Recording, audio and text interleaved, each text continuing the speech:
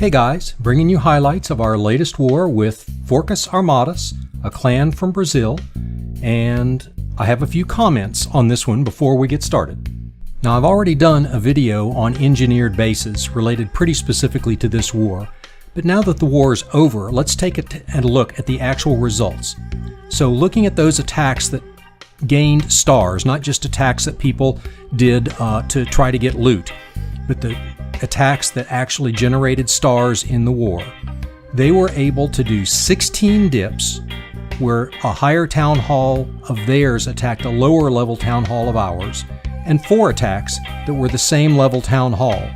For us, because we had no town hall 10s or 11s in this war, which they did, we had to do 7 attacks where people had to attack up to a higher level town hall. We did 13 attacks on the same level town halls where we got stars, and we did 0 dips. So if anybody thinks that that's particularly fair, I would love to have that debate with you. So one last comment before we start looking at your great attacks. I want to say that before the war started, everybody pretty much realized what we were looking at. The comments in the clan chat were things like, "This is over, this war is so stupid, this war is BS." I've never seen that from you guys before. It's usually pretty positive. But the bottom line was you did great. You didn't give up. You had a very respectable set of attacks. Had it been a fair and balanced war, I think you would have easily won it. So here are some highlights of your attacks. The first couple attacks will be our Town Hall 9s and their Town Hall 10s. We didn't have any Town Hall 10s, so people had to attack up. Beast brings an old-fashioned gowipe. Golems down, wizards set the funnel, wall breakers will crack that outside wall. One reason for this kind of attack is you've got troops with a lot of hit points, which you're going to need for these Town Hall 10 defenses if you're going to get even partway through this base. King, wizards, golem go inside. One of the golems and the queen go west on the outside. Nice heal spells coming up right in here to keep these troops up in the core of the base.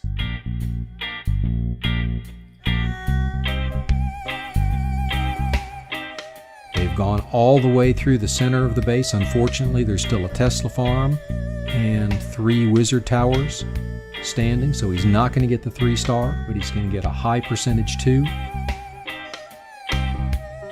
That one golem is just stuck up there in the north. It would have been great if he decided to come in and tank for anybody.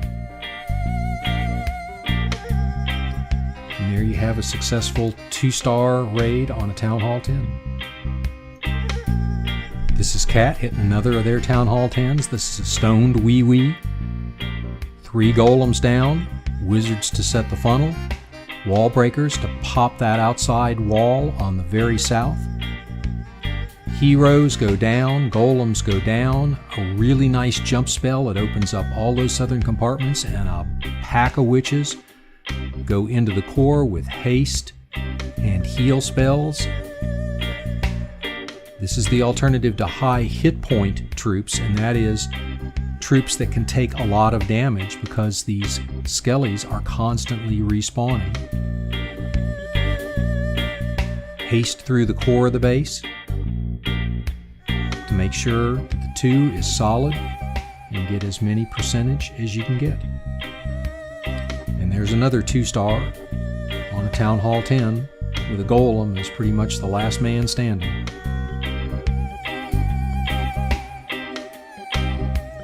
Now for a couple Town Hall 9 attacks on Town Hall 9s. This is Muza, starting with the Queen Walk, followed by Witches and Valks, or Wiva. Now the one problem with Queen Walks is they're slow to start. And it depends on the base layout and your timing, just how much time you give that queen in the beginning. And you're going to see here he runs out of time with some troops remaining. I don't know whether he would have gotten the 3-star if he'd begun the other part of his attack a little earlier. Probably not. This is a very high percent 2-star. Queen is doing great work there. She's about to take out the clan castle. She's taken out the town hall and nearly a third of the buildings. Now here comes the golem, wizards to set the funnel, Valks to go in. A real nice jump spell. It gets the Valks with a haste on top of it, gets the Valks into the core and through a lot of these buildings in the core. The wizards are staying behind the king doing the damage as he tanks for them. They've taken out that Tesla farm. Valks are going to get the second Expo right there. And now they're just going around working on the trash, coming back around to these last 3 cannons and the mortar.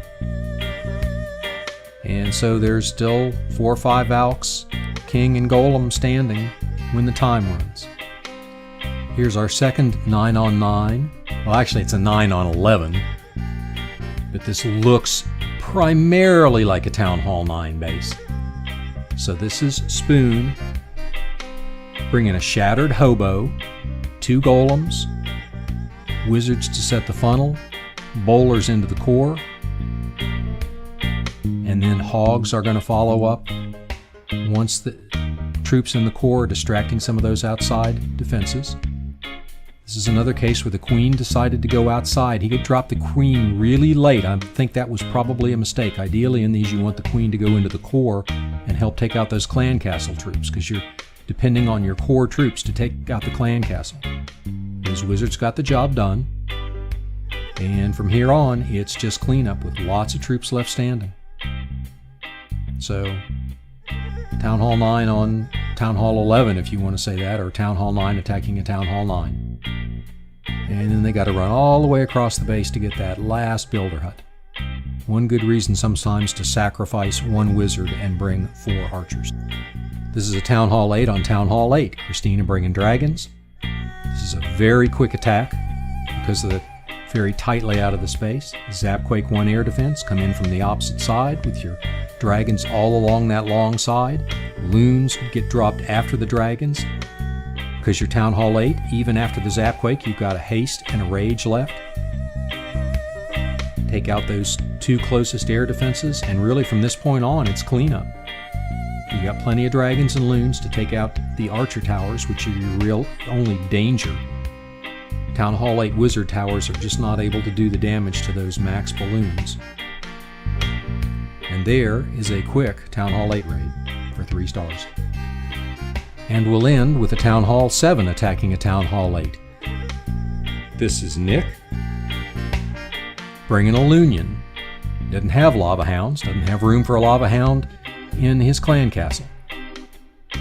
So he lures the dragon. Now he's got a little bit of trouble killing this dragon because he doesn't really have a lot of troops to get the job done. So he uses his king to anchor the dragon and then minions to kill it. Once it's dead, he comes in from the southwest because that's closest to those air defenses. So he hastes and heals his balloons right through the 3 air defenses, no problem. Really good strategy there, really good planning. He's already got his cleanup minions down. And by the time his balloons take out that last Tesla, that's the last defensive structure, his minions have already done a lot of the cleanup. And this goes very quickly with the majority of his loons and the majority of his minions still intact. And I'm going to stop with those 6 attacks. There were lots of other good ones that were worth sharing. I wish I had time in these videos to show all of everyone's attacks, but you'd get really bored looking at that much material. So I just want to say, bring that same strategy and that same power to the next war, and you will do absolutely great.